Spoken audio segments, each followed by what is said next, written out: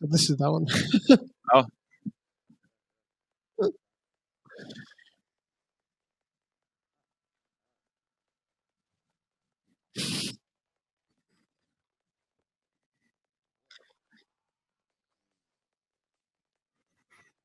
Yeah, this sort of disconnected nature that he experiences here. Yeah.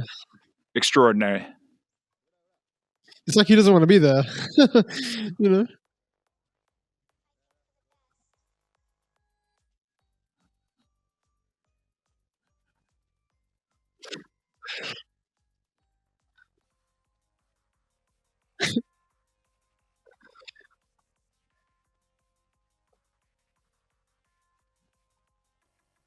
Yeah, that wild thrashing and kicking of the body, almost like trying to shake himself out of it. Yeah.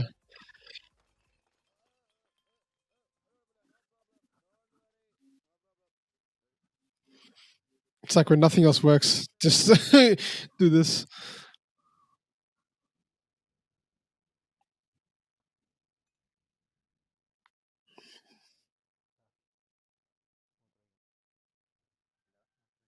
Yeah.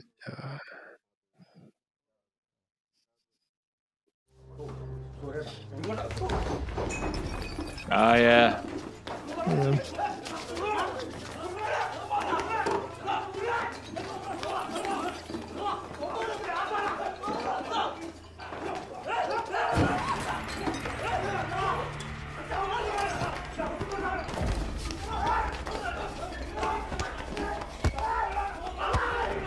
Oh man, he's just gone. Yeah. Oh my. That screech. Yeah. Squeal. Wow, man. Incredible. For a minute when I saw that scene, especially that one in the bar, I thought we might get what you sometimes see in a horror film, especially a psychological horror or a ghost story, like especially if an entity is tied to a place or a physical location. I thought we might see him like forcing himself to be imprisoned, right? Like I get tossed somewhere else and then he has one nice night of sleep. Right? Because at this point in the movie, we had heard some more affirmations for what he had seen, and we know that there is potential malevolence there, and we know about a noose, and we know about these things. And I thought for just a moment, because I can't help myself, sometimes I just construct the latter half of a movie when I'm watching it. But I thought he might go and get his restful nights of sleep, and then we might get a scene with his mother calling him, and she's crying like she always is, but he actually goes to sleep with like a smile on his face, and then when he goes home, his mother is gone. Yeah. I thought that's where we were going for a while. I was pretty positive of it, and I'm happy we got the version that we did. But like those two scenes in conjunction work really, really well to show you that doesn't matter the situation he puts himself in, even a place designed, two places designed to take your mind off of something. His mind is elsewhere, and he can't remove himself from it. There is no potential, not even being kicked to within an inch of his life is going to be able to remove his mind from what is going on. No. That's part I love about this. Like as I sort of mentioned, like it's kind of cool to see his progression just keep going down and down and down. And I think that last one, I sort of cut those two scenes together because we sort of he does go inside and he sort of wets himself and all that stuff, which is just tragic. And then, but he's trying to shake it out of himself. He's trying to do everything he can. He gets into the fight basically to try and stir up something inside him. And you see, that when he's on the ground, just like squealing like that. And that was a freaking terrific performance by him to just sort of put that like, because he goes so quickly from like to really quickly. That absolute like I have nothing left in me, and it's just exploding out in every move. And the scene before where he's doing the dance, like that's what you do when you're caught in those situations. Explode out in every potential way because you're cornered. There's literally one place you can go back to, and it is the one place that should give you comfort and should make you feel safe, and it's doing the exact opposite in every aspect of your life. Yeah, it's really great because you get to see like basically it's like he's come to the point where he's tried everything. You know, he's tried talking to somebody, which he didn't want to do. He's tried to express this through many ways. He tried to express this to his girlfriend. It went even worse for him. It's like, what more do I have to do? Okay, let me just try to get a job, and he didn't get any help with that. And then he does a streaky thing. It's like, that's not working. Let me go into fight. And then it's like when he's getting kicked, he's like somewhere else. Like in both the scenes, he's like there, but he's not there. Which I think that was conveyed really well. Like you get to feel where he actually is in his mind, you know, which I just thought was fantastic. It's one of the best scenes I've seen. Like to have done that from recent memory. Like you're just That's like so well put. The disconnect is so strong between I can see him here, but I can feel him that he's not here. He is somewhere else altogether. And I think it's just this movie is so much about build up, and I think more than a lot of other movies, like just the important plot points that they put in to discover each of the characters, and we're focused more on Venu's character, but I think there's also just as much can be said about the mother's character too, because she also goes through the same immense journey, which is incredible what she has to go through as well, which we're going to get to a little bit now because it is actually now entering the climax scene, guys. So yeah, we are going to enter the climax scene. So the way we're going to do it is all up. I have it as 10 minutes, but it's cut up into different pieces. So I'm going to have little pieces going in. We're going to pause in between to sort of talk about them too, because we cannot do a 10-minute uncut scene to basically, YouTube will not allow that. And it's not the best way to do things either. So we're going to stop, talk, but yeah, we are going to get to the climax scenes and discuss them, starting with this scene, which was, wow, man.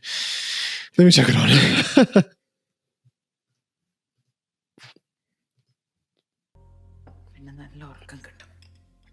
Oh, man. And just use your imagination to know what happened before this. Yeah, all I could think when I was watching this scene was The Sixth Sense. Yes. Yeah. Yeah, the one ghost that discovered her mother was poisoning her. That's right.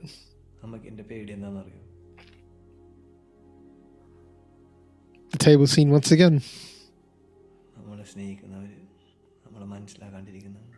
Yeah, but now he's bare. He's raw. Yeah. All he wants is the love of his mother, which is ultimately what he gets. And the music's a subtle cue too. It's a bit more upbeat.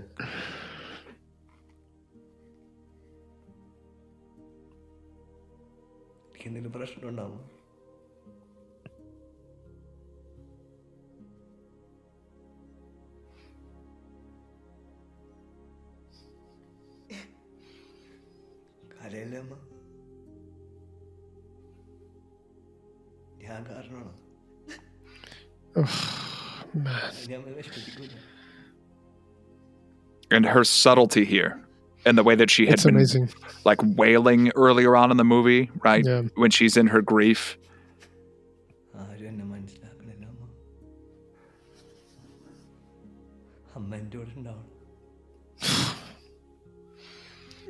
This is incredible performances from these two. It's so just good. Unbelievable.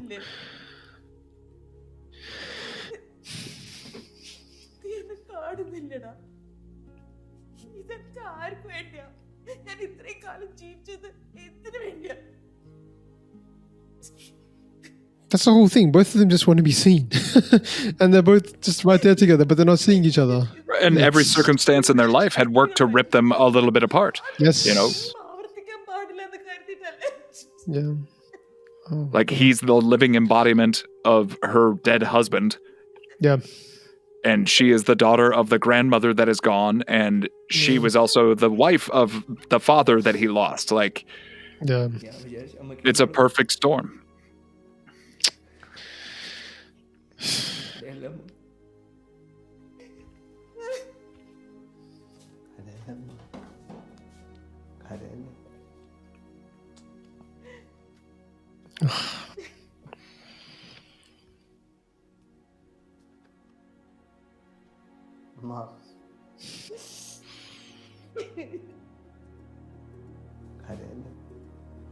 And her staring at it. Oh, yeah. It came so close. So close.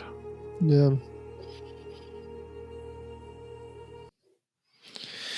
Yeah. I mean, I just wanted to talk about the, before we even get into sort of other stuff, like this actress by the name of Revathi, she actually won the Kerala Film Award for Best Actress for her performance for this movie.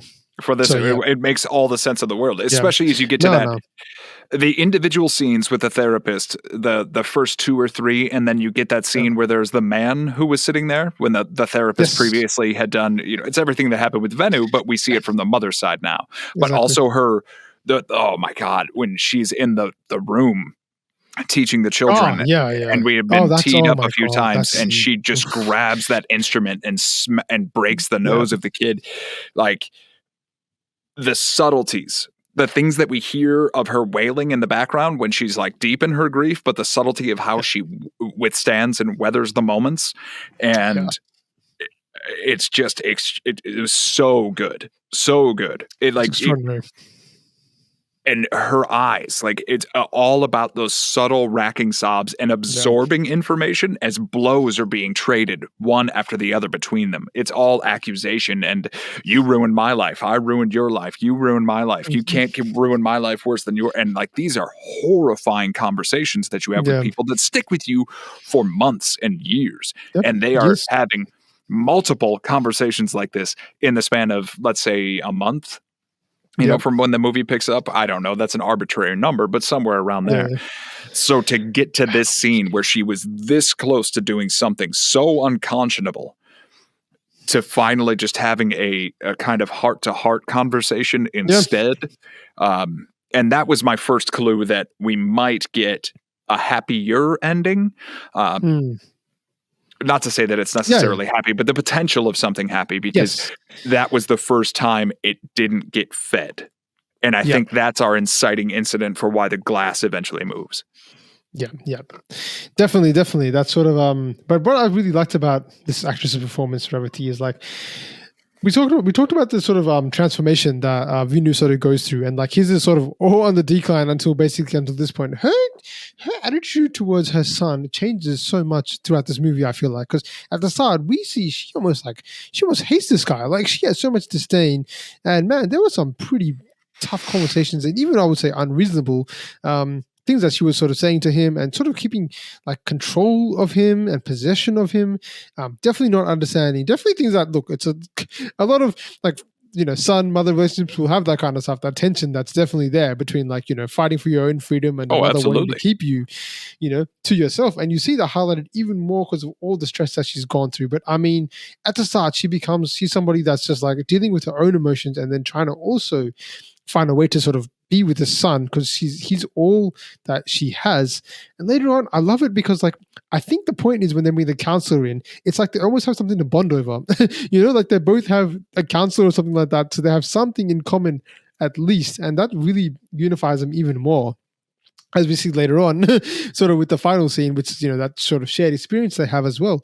But I just love that how her performance just transforms bit by bit by bit into something that's a bit more, I guess, positive in a way. Because I think while Venu's is definitely more, he starts here and he just goes down. Hers is kind of like up and down kind of thing, because we see her at her worst times.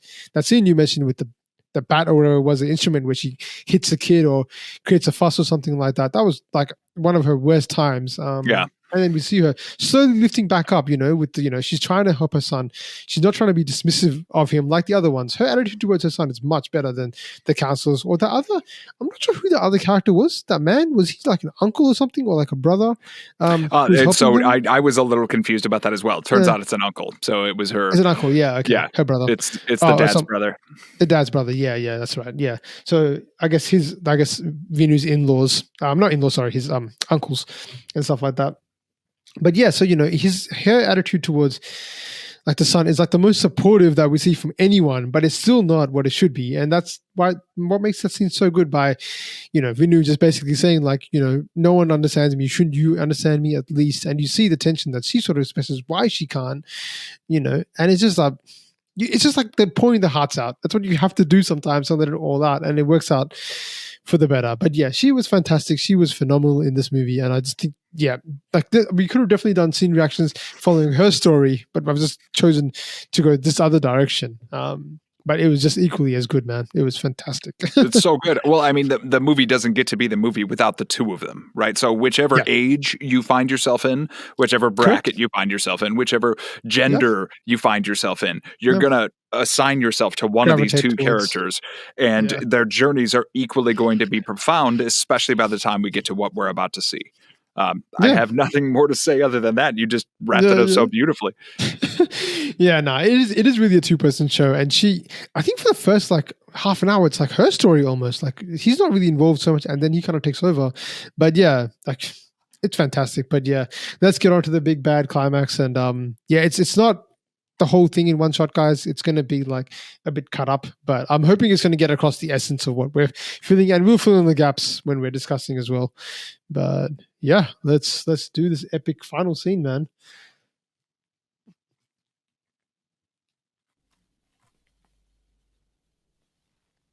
Ugh. Oh man, the sounds of that noose. Yeah. Oh no. Because right before she sees it, you hear it kind of slipping down. Yeah.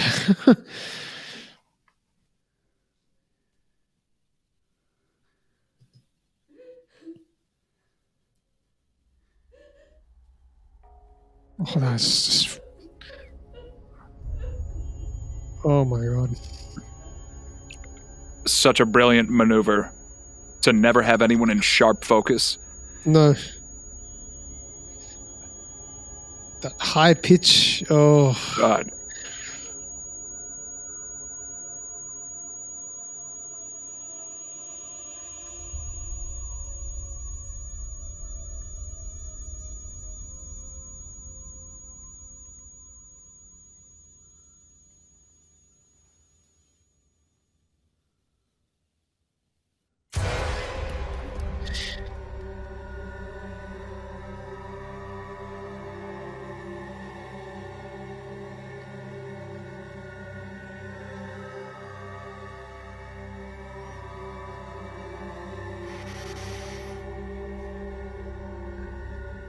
Man, nothing more terrifying in an already terrifying scene than a child that you know to not be there, but is there.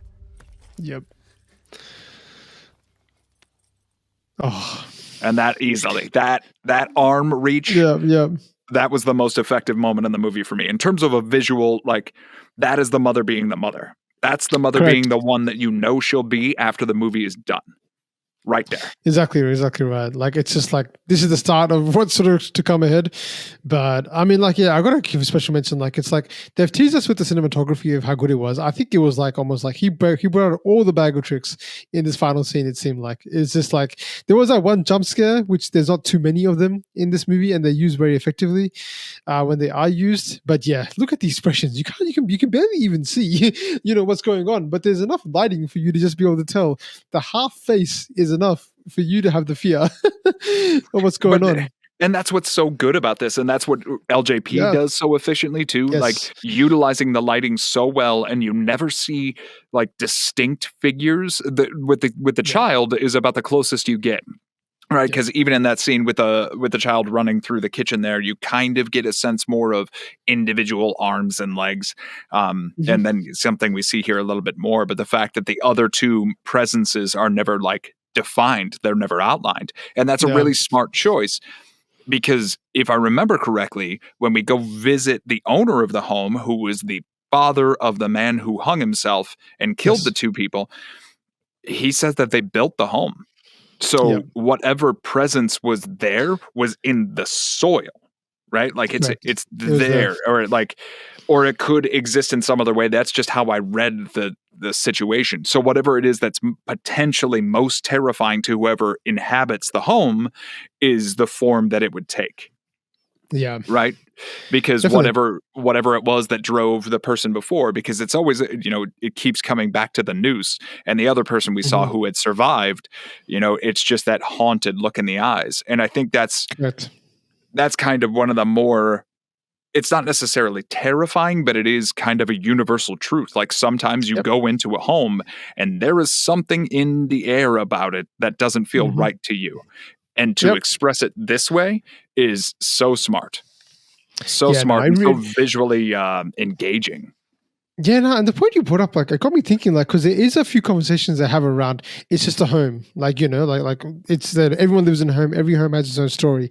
So I don't know if there's something more they're talking about the land actually being cursed or something like that as well, which might have been brought out more if they had sort of if they wanted to, you know, explore that aspect of it more as to what the origins of this actual spirit was. I guess they could have gone down that path. But yeah, it's interesting to have that sort of view on things as well. But yeah, I'm gonna keep going with this one.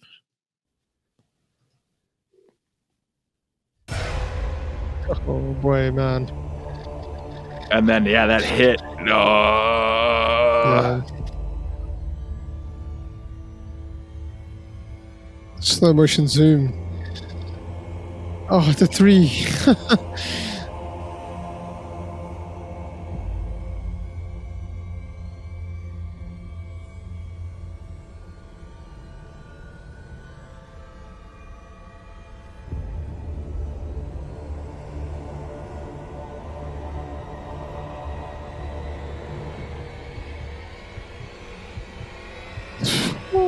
That heart pump. Yeah.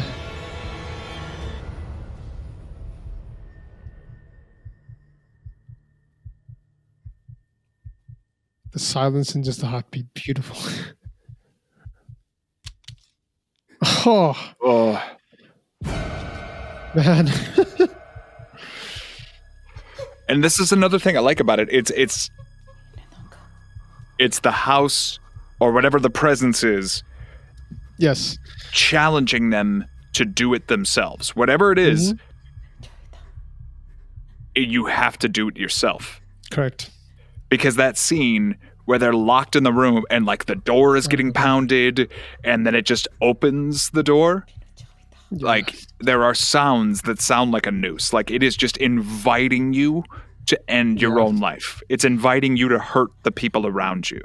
Correct. And this silent, quiet defiance, arm in arm, is your best defense against something like that. You cling on to the person you love and you weather it together. Yeah. Exactly right. No, this really just summed it up perfectly there, man. Like that's really what they've done so well. Just to, I mean, there's so much I like about the scene already, but just I feel like it's like the perfect kind of climax because like there was moments in this movie where I think I was thinking like, man, like due to the lack of horror, I was hoping like, I hope that this is actually going to define itself as a horror movie and not just a thriller or something like that. And we're going to get some actual scary moments. And boy, does it deliver. Like, you know, I think it's like, I imagine you sitting there like, man, I hope it gets scary at some point. Oh, no. Oh, yeah. No, exactly right. I watched it and I was like, oh my God, this is getting there. I was hooked to my screen watching this. Like, I literally was like, just popped up and was like, all right, let me just be immersed in this as well. It was crazy, man. But yeah, man, let's finish this one off. Oh.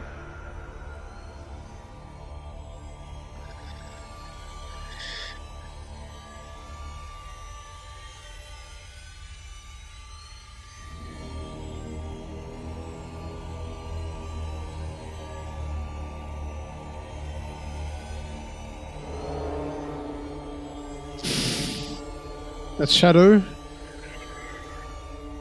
So good.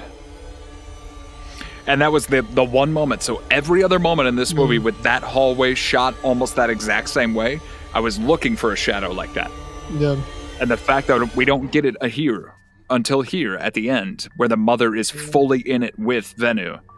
It's like, it's that bubble burst. They're terrified, but they have each other. And they believe each other.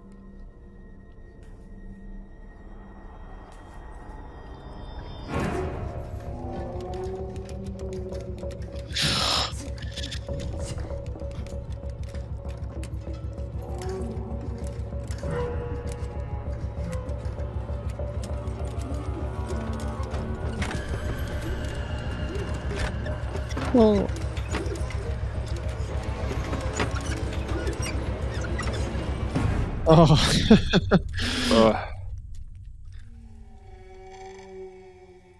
That scraping. Yes.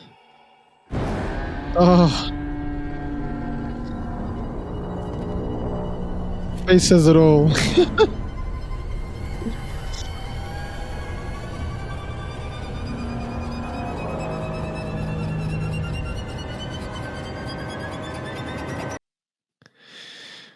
Oh my god. Yeah. And one other thing I want to talk about, because like obviously it's great, it's amazing, it's wonderful, and it's used extraordinarily effectively. I could go on for hours about it, but why? You just saw it. What was a very effective misdirect of this movie was having the grandmother's death be announced at the very beginning, and the first incident with Venu's vision of everything going on being him peering into that door and you thinking that something is wrong in there, when that stands to reason that spirit could have been the child's spirit, because the child is messing with the glasses, right? You know, a curious child just wants to put on some glasses. And the wheelchair and the fact that you're led to believe it could be this until we get the counselor going to speak to the owner of the house later on. And then we get kind of a better, clearer picture of what might actually be going on there. It was a very smart way for you to, then it could have been like, you know, any other movie where it was a will it, won't it? And then, no, it was just him having drug-induced hallucinations or sleep, sleep deprivation hallucinations or something along those lines. And to get to that final shot with the hand kind of clinging to the door is so satisfying in that it is terrifying, but it's so satisfying that it is real and it's raw. It's a corporeal specter. And what it's doing is holding the door open. Like, I'm not done with you doing what you may have done to yourself yet. And that's such a unique turn to take, because any lesser horror movie in that last 5 minutes, it would have been that spirit yanking everything back in. The mom, the son, everybody goes back in, the door shuts, and then the next day the counselor comes over to talk to everybody and we see them both hanging from nooses in the middle of the room. That's any lesser horror movie, it would have pulled that exact same thing. If this was made in Hollywood, that's what would have happened. We would have had almost that exact same moment, but then door would have swung open. We would have seen a horribly ghoulish, disfigured face of a man bloated from hanging himself, and he would have yanked them back in, door would have slammed. And the fact that we didn't get that and we get the ending that we do get is such a credit to this film and gives you a rare thing that you get in horror, which is hope. Yeah, that's very true. That's actually a really good point. You do get that hope, and you get this crazy face at the end, which sort of, I don't know, this movie, again, like I do appreciate this movie for sort of not just going into all the tropes. Like I think what you explained would have been exactly what I think they could have done. Like, you know, something really grotesque or something really sort of sinister or something like that, or something even more, I guess, visually stunning. Because I was thinking, like, are they going to do something like actually show somebody aside from the hand? But the hand is enough, because all you're trying to convey that this is real. You know, like that's all you're trying to convey. And for him to sort of see that, like, he's out of the house now, he's sort of free, but he can't shake it.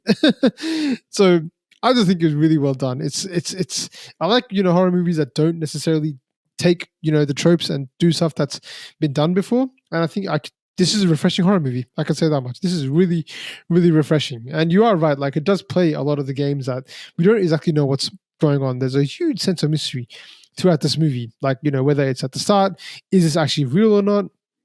Is this, you know, is it sleep deprived? Is it drug induced? Is it just, you know, what's actually going on here? And then we get the end scene, which just wraps it all up perfectly, I think, and does a great job. And you're right, it leaves you with hope. There's actually a happy ending, which I actually really liked in this sort of ending here. Because like because it works its way there. Like, you wanted to see that because you saw how much pain this mother and son had going through it, and like, you don't want them to suffer anymore. Like, you want something good to happen, but it should be earned. Like, it should be earned, and they show us that. You know, they do that perfectly. No, very little exposition. Everything is very, very intense scenes. So yeah, man, it's just capped off beautifully, I think, with this final scene, and it's fantastic, man. Good. You do have that conversation. So even though the movie gives you hope for the mother and the son, there is that last moment where the mom is like, "You said you wouldn't hide anything from me anymore. What are you thinking about?" And he's like, "The next people that will live here," because the inevitable, unfortunate thing is that this is a large planet, or this is only such a large planet with so many people living on it now. Somebody else is going to be living in that house, especially in densely populated areas. Here, even in Grand Rapids, Michigan, there's a housing crisis, right? Like, where are people going to go? It's only a matter of time before somebody else goes into that house. So yes, it's hopeful, but it is also that, like, I love that the movie ultimately centers on that. A house is just a house.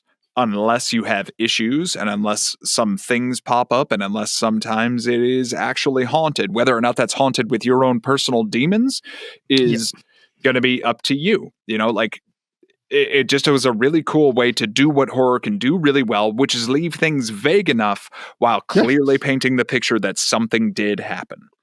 Yeah. Great. That's what we need, because then most of the other anxiety-inducing terror can exist in your brain. And you fill in those gaps however it's going to, and most times it's just with your heart thumping in your chest.